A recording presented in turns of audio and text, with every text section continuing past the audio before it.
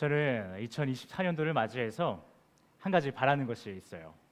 그것은 무엇이냐 하면 아주 뜨겁게 바라는 것이 있는데요.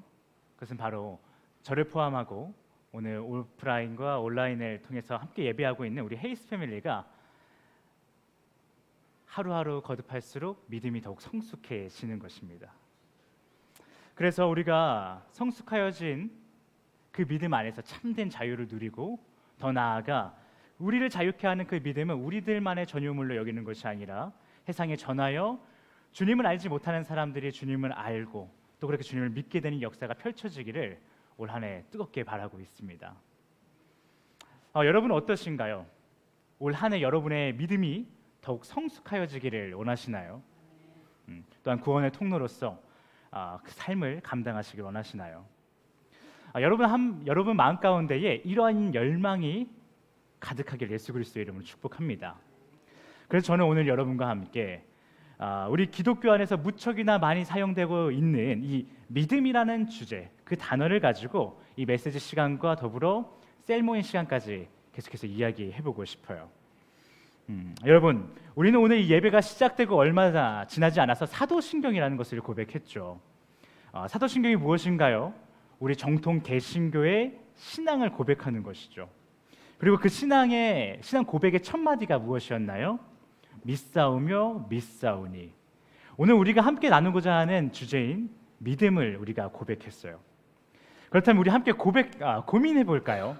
항상 제가 설교할 때 고민해보자는 이야기 참 많이 하는데 오늘도 고민해봤으면 좋겠어요.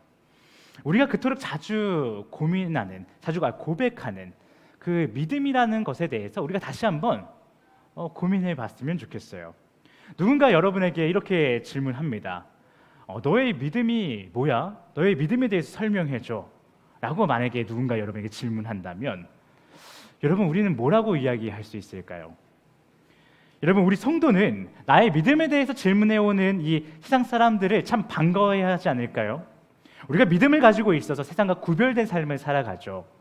그렇게 살아감으로 세상이 우리에게 좀 넌 나랑 다르네 라는 것을 느껴서 우리들의 믿음에 대해서 궁금해한다라는 것이에요. 그래서 그렇게 질문한다라는 것이죠. 너의 믿음에 대해서 좀 얘기해줘. 너가 가지고 있는 그 믿음 도대체 뭐야? 라고 질문한다라는 거예요. 얼마나 반가운 일인가요?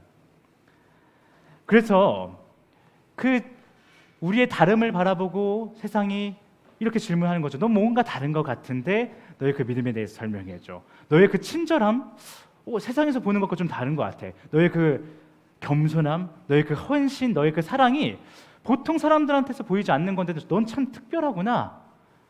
너에게 그 특별함을 주는 그 믿음이라는 것에 대해서 한번 나한테 얘기 좀 해줘. 설명해줘.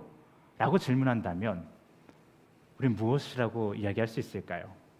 물론 이러한 질문은요, 조금 전에 제가 이야기했던 방식처럼 친절하게 너 참 대단하다, 너 멋지다, 너 어떻게 그렇게 살 수 있어? 라고 질문될 수도 있지만 때론 이러한 질문이 매우 불친절하고 불쾌한 방법으로 주어질 때도 있어요. 예를 들어서 이런 것이죠.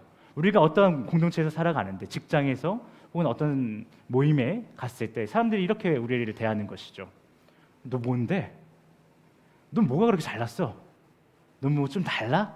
라고 질문한다는 거예요. 혹은 철저한 외면을 통해서 우리가 가지고 있는 믿음에 대해서 질문한다는 거예요. 너가 가지고 있는 그 믿음이란 도대체 뭐야? 너 뭔데 그렇게 나랑 좀 다르게 사는 거야? 왜 이렇게 유별나게 사는 거야? 라고 질문한다는 것이죠. 여러분 그 순간이 우리에게 온다면 친절한 방식이든 불친절한 방식이든 여러분의 믿음에 대해서 질문을 받는 그 순간이 온다면 여러분 어떻게 대답하시겠어요? 내 믿음은 말이야 이러이러한 거야. 나는 무엇을 믿어? 어떻게 설명하시겠나요? 좀 머릿속으로 떠오르시는 것이 있으신가요?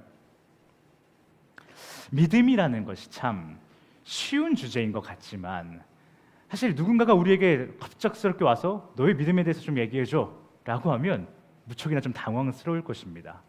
참 쉽다라고 기초적인 질문이라고 생각했던 이 주제가 한순간 우리에게 너무나도 어렵고 당황스러운 질문이 될 것이에요. 그렇기 때문에 우리가 성도로서 살아가는 한두 번은 아니 수십 번, 수백 번은 듣게 될 이 질문에 대해서 미리 깊이 있게 고민하고 진심 어린 답을 내놓을 수 있어야 해요. 만일 여러분과 제가 세상이 우리에게 던지는 이 믿음에 대한 질문에 대해서 답을 하지 못한다면, 너 믿음 설명해 줄래? 할 때 우물쭈물한다라면, 알려줄 수 있는 것이 없다라면, 지금까지 우리가 예수님처럼 정의롭게 사랑 넘치게 헌신적으로 살려고 노력했던 그 모든 시간들은 물거품이 될지도 모르겠어요. 왜냐하면 우리 성도는 도덕책에 나오는 좋은 사례가 되기 위해서 살아가는 것이 아니라 다른 믿음을 고백하고 그 믿음을 내 이웃과 함께 고백함으로 하나님께 영광 돌리기 위해 사는 존재들 아닌가요? 그렇기 때문에 세상이 우리의 믿음에 대해서 궁금해하고 질문할 때 그 믿음을 확실하게 이야기해 줄 수 있고 확실한 믿음의 고백을 해줄 수 있어야 우리의 삶이 의미가 있다는 것이에요. 그래서 믿습니다라는 고백이 여러분과 저에게 너무나도 익숙하다라는 것 알고 있지만, 우리 교회 하루 이틀 다닌 거 아니지 않습니까? 익숙한 건 알고 있지만 2024년을 시작하는 이 시점에서 우리가 지금까지 가지고 있던 이 믿음에 대한 익숙함을 거부하고 다시 한번 믿음에 대해서 고민하고 갈등하는 한 해가 되셨으면 좋겠어요. 그렇게 신앙생활을 함에 있어서 너무나도 익숙하여 깊이 있게 고민해볼 시간조차 없었던 이 믿음이라는 부분에 대해서 올해 우리 헤이스가 그 믿음에 대한 익숙함을 거부하고 낯섦을 선택해서 신앙의 기초적인 부분부터 시작해서 철저하게 의미를 바로 세워나가는 한 해가 되었으면 좋겠어요. 이러한 시간을 통해 우리 각 사람이 보다 바른 믿음의 고백을 하게 될 때에, 그리고 우리 헤이스가 보다 더 바른 믿음의 고백을 해 나아갈 때에, 그 순간이 온다면 우리의 삶은 작년과 또 다른 한 해를 맞이하게 될 것이에요. 그 어느 때보다도 힘이 있는 한 해를 맞이하게 될 것이에요. 우리의 삶은 이전에 없던 생명력이 넘치게 될 것이고요. 그 생명력이란 우리 삶에 세상이 알 수 없는 행복을 가득 흘러 넘치게 만들어 줄 것이에요. 또한 여기서 멈추지 않습니다. 우리가 올바른 믿음을 고백하면 나아갈 때에, 그 믿음이 우리에게 행복을 가져다 줄 때에 우리의 삶만 행복해지는 것이 아니고요, 여러분 주변에 있는 여러분의 가족과 여러분의 사랑하는 지인들의 삶까지 그 행복으로 물들게 될 것입니다. 올바른 믿음의 고백이란 그런 힘이 있기 때문이에요. 이처럼 우리와 우리 이웃들에게 참된 그 행복을 가져다 주는 이 믿음을 세계적인 신학자 칼 바르트는 이렇게 이야기하더라고요. 뭐라고 이야기하냐면, 믿음에는 두 가지 측면이 있다라고 얘기를 하더라고요. 여러분, 이 시간 믿음에 대한 이 칼바르트의 주장을 한번 들어보시고요, 여러분이 평소에 고백하던 믿음이 이 두 가지 측면 중에 어느 쪽에 더 가까운지, 혹은 어느 쪽에 너무 치우쳐져 있진 않은지 한번 점검하는, 확인해보는 시간이 되었으면 좋겠습니다. 칼바르트가 말하는 믿음의 두 가지 측면 중 첫 번째는요, 주관적 측면이에요. 믿음의 고백에 있어서, 믿음에 있어서는 주관적인 측면이 있다라는 것이에요. 이는 믿음을 고백할 때, 혹은 믿음에 대해서 자신이 가지고 있는 믿음을 설명할 때 자신의 경험과 감정에 기인한 믿음이라는 것이에요. 마치 이런 것이죠. 하나님이 무언가를 해결해 주셨습니다. 주님이 이번에 나의 건강 문제, 물질의 문제, 관계의 문제를 해결해 주셨습니다 라고 고백한다는 것이에요. 이것이 믿음의 주관적인 측면입니다. 주관적인 측면의 믿음을 갖고 있는 사람들이 자주 하는 고백인 것이죠. 이것이 해결되었습니다. 이것을 해결받았습니다. 이것을 혹은 해결해 주십시오. 그리고 믿음의 두 번째 측면은 객관적인 측면이 있다는 것인데요, 이는 자신의 상황과 상관없이 믿음의 대상에 기인한 고백이에요. 마치 이렇게 말이죠. 주님은 창조주 하나님이십니다. 그래서 오늘도 나의 모든 희노애락을 통해서 주님이 원하시는 모습으로 나를 새롭게 창조하셨습니다 라고 하는 그분의 이름에 대한 믿음을 고백하는 것이 바로 믿음의 객관적인 측면이라는 것이에요. 이런 것이죠. 주님은 만군의 여호와로서 물질도 주관하시는 분이십니다. 그래서 주님은 자신의 피조물에게 자유롭게 물질을 주시기도 하시고 거두시기도 하시는 분이십니다. 그것을 내가 믿습니다 라고 하는 고백이 믿음의 객관적인 측면이라는 것이에요.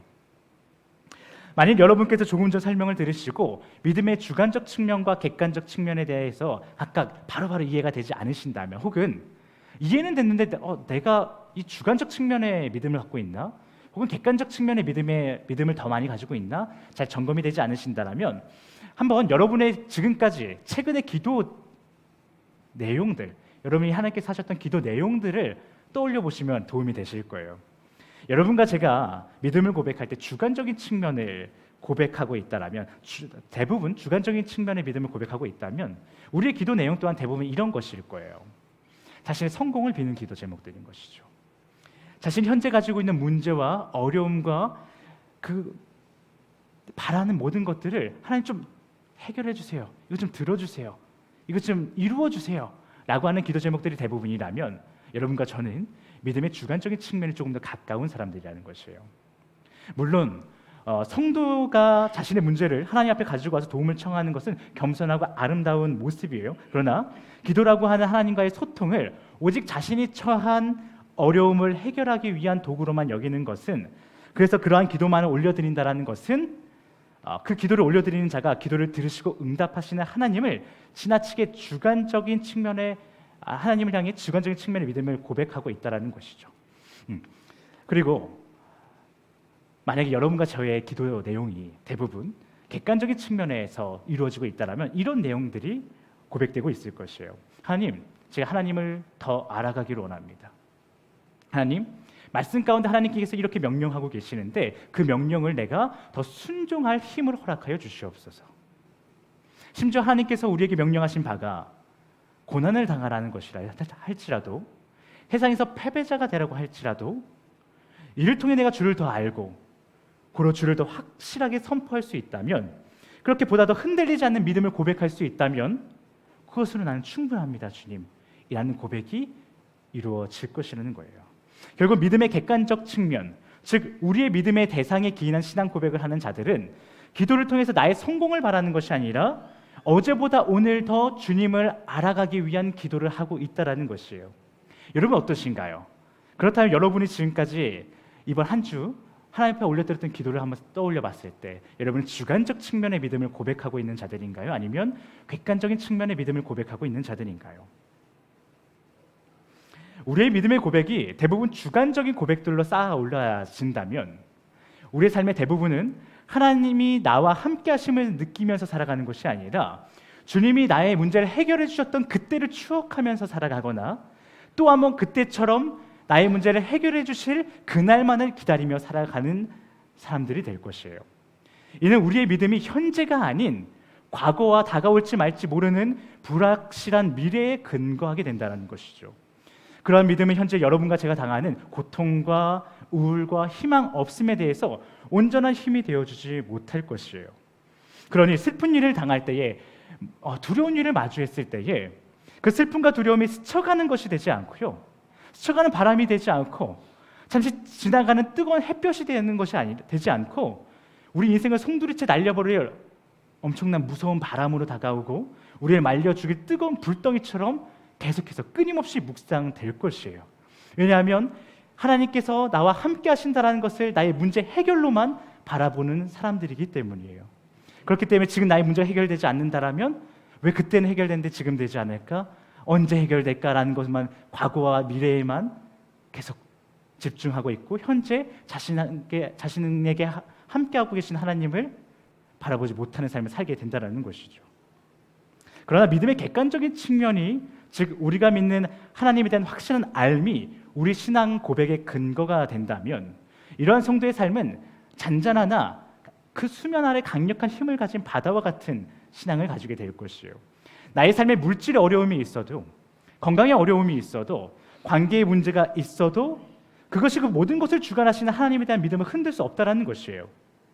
왜냐하면 하나님이 그 모든 것을 주관하시는 만군의 여호와 하나님이십니다 라고 하는 고백은요, 주님이 그 모든 것을 나에게 주시는 분이십니다 라는 말이 아니라 주님은 자신의 뜻에 따라 악인에게도 물질을 주실 수 있고 성도의 물질을 거두시기도 하시는 분이심을, 즉 자신의 선한 뜻에 따라 그 모든 것을 자유롭게 사용하시는 분이시라는 신앙 고백이기 때문에 하나님께서 나의 물질의 문제 해결해 주시지 않는다고 할지라도 주님은 그저 만군의 여호와 하나님이신 거예요. 주님은 그저 선하신 하나님이신 거예요. 그래서 그러한 사람들의 믿음의 고백에 있어서는 흔들릴 틈이 없다라는 것이에요. 지금 나에게 어려움이 있어도 그 어려움 자체로도 하나님은 나와 함께 하시는 것이기 때문에 그러한 자들의 신앙은 과거에나 현재나 미래에나 언제나 주님이 함께 하신다라는 것이죠. 그렇다면 믿음의 객관적인 측면은 좋은 것이고 믿음의 주관적인 측면은 그냥 나쁜 신앙 고백일까요? 잘못된 신앙 고백일까요? 그렇지는 않아요. 믿음의 주관적 측면은 하나님께서 자신의 피조물에게 모든 것을 자유롭게 주시고 또한 거두실 수 있는 분이라는 것을 여러분과 저로 하여금 하나님께서 거부할 수 없는 모습으로 깨닫게 하셨을 때, 그때 그래서 우리가 주시는 하나님 혹은 거두시는 하나님을 단편적으로 내가 경험했을 때, 그때 그냥 터져나오는 하나의 부분적인 신앙 고백이기 때문에 그것이 잘못된 것은 아니죠. 그것이 나쁜 것은 아닙니다. 그러나 다만 우리의 신앙 고백이 그러한 부분적인 신앙 고백으로 끝나서는 안 된다라는 것이에요. 마치 눈을 감고 코끼리 한쪽 다리를 만지고 이게 코끼리입니다라고 말하는 것처럼 우리의 신앙 고백이 부분적으로 끝나서는 안 된다라는 것이죠. 우리 성도란 앞서 우리가 부른 찬양 고백과 같이 주님을 다 알 수는 없죠. 그러나 다 알기를 소망하는 자들이어야 하기 때문에 나의 삶 가운데 단편적으로 경험한 그 주님만을 고백하는 신앙에서 머물지 말고 더 나아가 주님을 더 알아가려고 노력하고 그 알게 된 주님을 나의 삶 가운데에 실제로 경험되어지지 못할지라도 성경에 그렇게 이야기하고 있다면 그것을 믿습니다라고 선포할 수 있어야 된다는 것이에요. 우리는 이 메시지 시간 초반에 함께 이렇게 고백했죠. 2024년 우리의 믿음이 더욱 성숙하여지기를 원한다고 말이에요. 그러니 우리의 믿음의 고백도 이제는 부분적이고 제한적인 고백이 아니라 언제나 흔들림 없이 터져나오는 신앙 고백이어야 할 것이에요. 이를 위해서 앞으로 우리 신앙 고백이 지극히 개인적인 경험과 감정에 기인하지 않고 하나님에 대한 올바른 알을 근거하는 객관적인 믿음의 고백이 시작되어야 한다는 것이에요. 우리가 만일 주관적인 측면의 믿음만을 고백하고 그래서 나의 경험과 감정에 근거한 신앙 고백을 믿음 없는 자들에게 전할 때 어떤 일이 벌어질까요? 이는 우리가 원치 않는 방식으로 우리의 신앙 고백이 활용될지도 모르겠어요. 마치 이런 것이죠. 돈의 어려움이 있는 나의 친구를 만난 것이요, 지인을 만난 것이요. 그 사람에게 우리가 이렇게 고백합니다. 내가 하나님을 믿으니까 돈의 문제가 다 해결됐어 라고 고백하는 거예요. 나의 신앙을, 나의 믿음을 고백하는 것이죠. 하나님이 나의 돈 문제를 해결해 주시는 분이야 라고 지금 고백한 것이에요. 이 말을 들은 신앙 없는 어떤 사람은 처음에는 희망이 생길지도 모르겠어요. 그래? 하나님이라는 존재를 믿으면 돈의 문제가 해결이 돼? 그래서 하나님에게 관심이 생길지도 모르겠어요. 그러나 이는 우리의 주관적인 신앙 고백을 들은 사람들로 하여금 장기적으로는 하나님의 일하심을, 하나님의 그거와 함께 하심을, 동행하심을 가려버리는 일이 될지도 모른다는 사실을 우리가 기억해야 합니다. 왜냐하면 하나님은요, 아까도 우리가 이야기했지만 돈을 주관하시는 분이시지 돈을 무조건 주시는 분이 아니라는 것이에요. 그래서 하나님은 여러분의 여러분의 그 신앙 고백을 전해드리는 사람에게 돈의 문제를 평생 해결해 주지 않으실 수도 있어요. 그런데 우리가 우리 주관적인 경험을 근거해서 믿음을 고백하여 누군가로 하여금 하나님이 돈을 해결해 주시는 분이야? 라는 식으로 하나님을 제대로 바라보지 못하게 한다면 우리는 구원의 통로가 아니라 방해꾼이 될 수도 있다는 것이에요. 물론 그런 신앙 고백이 무조건 잘못됐다는 것이 아니고요. 때로는 그렇게 사용될 수도 있다는 것이에요. 그것을 우리가 알아야 된다는 것이죠. 그래서 굉장히 조심해야 된다는 것이에요. 그렇기 때문에 우리의 믿음은, 그 믿음의 고백은 비록 주관적인 측면에서 시작했을지라도 결국 객관적으로 하나님이 누구인지를 바로 알아 고백하게 되었을 때 더욱 강력한 힘이 있다는 사실을 우리가 알아야 합니다. 우리가 그런 거 있지 않습니까? 누군가 신앙 없는 친구가 이 어려운 일을 당했을 때에 이렇게 하나님을 소개하면 굉장히 하나님이 매력적으로 보일 것 같아. 굉장히 그 사람에게 꼭 믿고 싶은 분은 다가올 것 같아 라고 하는 우리 어떤 판단으로 하나님을 소개할 때가 있지만, 그것보다 사실은 성경 그 자체에서 나오시는 하나님을 고백할 때에 더욱 강력한 힘이 있다는 것이에요. 그렇다면 여러분과 저는 우리의 믿음의 고백이 주관적인 측면에서 성장하여 객관적인 측면의 고백이 되게 하기 위해서는 무엇을 해야 될까요? 우리에게 어떤 것이 필요할까요? 그것은 바로 믿음을 고백할 때 그 고백의 근거가 나의 경험과 감정이 아닌 우리의 믿음의 대상이신 하나님이 근거할 수 있도록 그를 어제보다 오늘 더 알아가는 것이 우리에게 필요해요. 그런데 참 감사한 것은요, 우리의 알매 대상인 하나님은 우리로 하여금 자신이 누구이신지, 그래서 자신이 무엇을 하고 싶어 하시는지 명확하게 보여주시기 위해서 이 땅에 한 분을 보내주셨다라는 것이에요. 그가 누구시죠? 예수 그리스도죠. 그래서 우리는 실제로 본 적 없는 그 성부 하나님을 현재 실제하지 않은 나의 옛 감정과 실체가 없는 나의 감정을 통해서 알아가는 것이 아니라 하나님께서 우리 인간으로 하여금 자신을 실제로도 보고 만지고 들음으로 확실하게 알 수 있도록 보내주신 그 예수 그리스도를 내가 더 알아가는 것, 나의 경험과 감정에 집중하는 것이 아니라 하나님께서 보내주신 그 예수 그리스도에게 집중하며 나아가는 것이 우리 믿음의 고백에 더욱 도움이 된다는 것이에요. 그런데 그 예수 그리스도 또한 사실 우리가 얼마나 경험해 봤을까 생각하면 좀 부족한 감이 없지 않을 것이에요. 여러분 중에 혹시 예수님과 식사해 보신 분 계시나요? 예수님과 손잡고 한번 길이라도 걸어보신 분 계시나요? 원주 땅에서는 많다고 하지만 우리 중에는 없을 것이라고 믿습니다. 실제로 우리가 없죠. 예수님과 식사해 본 사람도 없잖아요. 그래서 우리가 그토록 믿습니다, 내가 주님을 믿습니다라고 고백하지만 얼마 전에 직장에서 만난 동료나 내 친구보다 주님을 더 모르는 것이 현실이에요. 주님에 대한 경험이 더 없다라는 것이 현실이에요. 그런데 여러분, 다시 한번 고민해 보면 정말 2024년 현 시대에는 예수 그리스도가 이 땅에 존재하지 않으실까요? 정말 그분은 약 2000년 전에만 존재하는 예수 그리스도였을까요? 물론 지금도 현재 살아계시는 하나님 예수 그리스도인 것을 알지만 실제로 우리 가운데, 우리 삶 가운데 밀접하게 지금 우리가 만나려면 지금 당장 가서 만나고 잡으려면 잡을 수 있는 존재로 계시는가 계시지 않는가 질문 드리는 것이에요. 어떠신가요?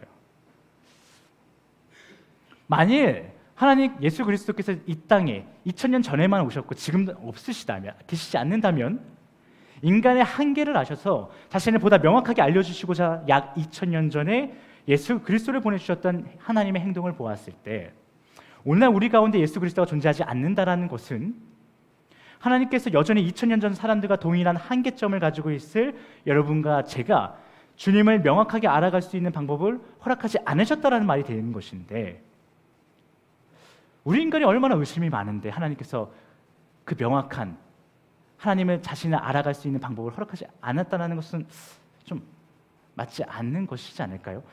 하나님께서 우리에게 여전히 2000년 전 예수 그리스도를 보내주셨던 것처럼 오늘날 2024년에도 예수 그리스도를 보내주셨지 않겠냐라는 것이에요. 그로 인하여 자신을 더 알고 나에 대한 믿음을 고백하라 배려하지 않으셨을까요? 그렇다면 2000년 전에는 정말 우리의 몸과 같이 똑같이 몸을 입고 오셨던 예수 그리스도가 있었다면 오늘날에는 어떻게 예수 그리스도가 우리와 함께 하시냐는 것이죠. 여러분도 잘 아시는 것일 것이에요. 요한복음의 시작에 바로 나와 있죠. 하나님께서 오늘날 우리에게 예수 그리스도를 어떻게 보내주셨는지 말이에요. 우리 함께 읽어볼까요? 요한복음 1장 1절부터 3절까지의 말씀이에요. 함께 읽겠습니다. 태초에 말씀이 계시니라. 이 말씀이 하나님과 함께 계셨으니 이 말씀은 곧 하나님이시니라. 그가 태초에 하나님과 함께 계셨고 만물이 그로 말미암아 지은 바 되었으니 지은 것이 하나도 그가 없이는 된 것이 없느니라. 또 하나만 더 찾아서 읽어볼게요. 14절입니다. 함께 읽겠습니다. 말씀이 육신되어 우리 가운데 거하심에 우리가 그의 영광을 보니 아버지의 독생자의 영광이요 은혜와 진리가 충만하더라. 아멘. 여러분, 하나님은 2000년 전 말씀이신 예수님을 이 땅에 육신이 되게 하사 인간에게 보내주셨죠. 그리고 오늘날 우리에게는 자신을 보이시기 위해서, 자신을 또 한번 자세하게 보여주시기 위해서 육신을 입고 오셨던 그 예수 그리스도를 다시 한번 말씀으로 보내주셨다라는 것이에요. 그리고 그 보냄을 받은 예수 그리스도는요, 육신이셨을 때나 말씀이셨을 때나 동일한 이름 임마누엘, 즉 함께 하시는 하나님이세요. 그리고 그분의 함께함은 절대 제한적이지 아니하고 언제나 유효하죠.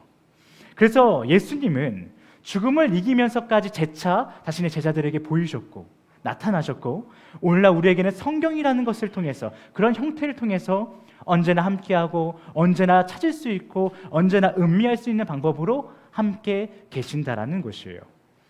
여러분, 그래서 우리는 말씀을 더욱 알아야 돼요.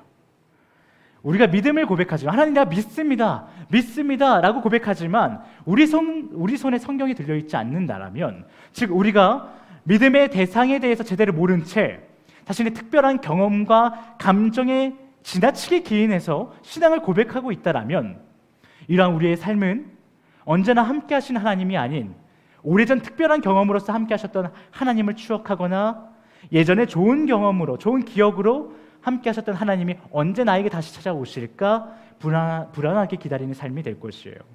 사실 더 정확하게 말씀드리면 주님은 언제나 우리와 함께 하시죠. 언제나 함께 하시면서 자신이 누구이신지, 나의 이름이 무엇인지 알려주고 계시죠. 그러나 우리가 그 성경을 찾지 않고 붙잡지 않으므로 그분이 누구인지, 그분이 알려주시고 있는 그분의 이름이 무엇인지 모르고 지나가면서, 깨닫지 못하면서 늘 불안에 떨면서 살아간다라는 것이죠. 그러나 우리가 성경을 통해서 하루하루 주님을 더 잘 알아간다면, 그래서 하나님이 누구신지 더 잘 알게 된다면, 그리고 우리의 신앙 고백이 나의 불완전한 경험이 아닌 흔들림 없는 하나님에게 근거한다면, 그러한 우리의 삶은 임마누엘 하나님과 함께함으로 그가 주시는 참된 자유를 누리게 되는 것이에요.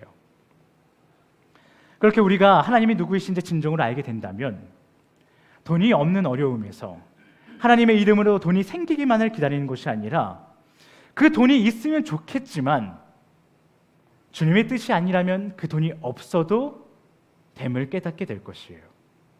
여러분과 제가 주님의 이름이 무엇인지 정확하게 알게 된다면 우리의 건강에 문제가 있을 때 주님의 이름으로 그 건강 문제가 해결되기를 기다리기만 하는 것이 아니라, 그 건강 문제가 해결됐으면 좋겠지만 주님의 뜻이 그것이 아니라면 내 건강에 문제가 여전히 있다 할지라도 괜찮다라는 것을 깨닫게 될 것이에요. 주님의 이름을 우리가 바로 알게 되었을 때에, 그래서 그 이름을 바르게 고백하게 되었을 때에 여전히 우리에게는 돈이 생길지 말지 알 수 없고, 우리의 관계 문제가 해결될지 안 될지 알 수 없고, 건강 문제가 해결될지 안 될지 알 수 없지만, 우리를 불안하게 만드는 그 모든 문제들이 해결될지 안 될지 알 수 없지만 우리는 단 한 가지 사실에 대해서는 분명하게 알게 될 것이에요. 그것은 바로 우리가 주님의 이름을 알고 주님의 이름을 근거해서 신앙 고백을 하게 된다면 여러분과 저는 영원한 아버지의 나라에 들어가게 될 것이라는 사실이에요. 결국 우리는 패배하지 않으며 죽지 않는다라는 그 사실에, 그 아름다운 사실 하나만은 분명하게 알게 될 것이에요. 그런 삶에는 두려움이 틈탈 자리가 없습니다. 슬픔이 틈탈 자리가 없다라는 것이에요.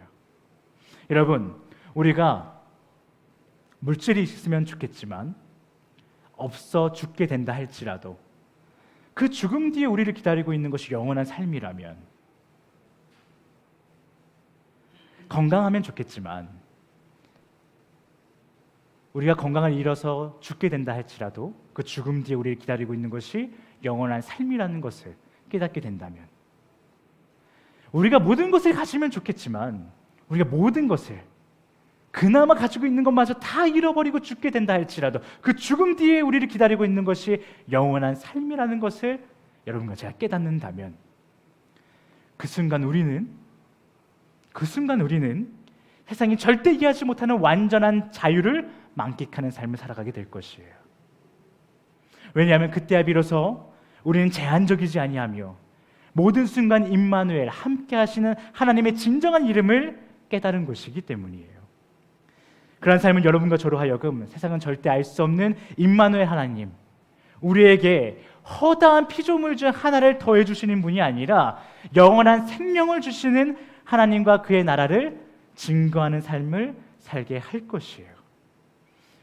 여러분, 우리 개신교가 믿는 하나님은 고작 이 땅에서의 삶을 풍요롭게 연장시켜 주시는 분이 아니라 우리가 이 땅에서 수많은 고난을 당할지라도 그 모든 것이 아무것도 아닌 것으로 치부할 수 있는 하나님에 대한 소망을 주시는 분이심을 기억하시기 바랍니다. 또한 하나님은 우리에게 이 땅에서의 왕국을 주시기 위해서 오신 것이 아니라 영원한 생명을 주시기 위해서 인간의 몸을 입고 여러분과 저를 찾아오신 분이심을 기억하시기 바랍니다. 그리고 우리 헤이스는 우리에게 다른 것이 아니라 영원한 생명을 주시는 하나님을 믿는 자들이요, 그에 대한 믿음을 고백하는 공동체가 되어야 한다는 것을 기억하시기 바랍니다. 우리 시간 함께 기도하기 원하는데요, 기도하기 앞서 먼저 우리는 지금껏 하나님 앞에 우리가 어떤 믿음의 고백을 해왔는지 돌아보는 시간을 갖기 원합니다. 그리고 난 다음에 하나님께서 여러분에게 어떤 믿음의 고백을 받기 원하시는지 우리의 고민이 아닌 하나님 앞에 겸손한 질문을 올려드리는 시간을 가지시길 바랍니다. 다 함께 기도하시겠습니다. 다 닮지 못해도 나 닮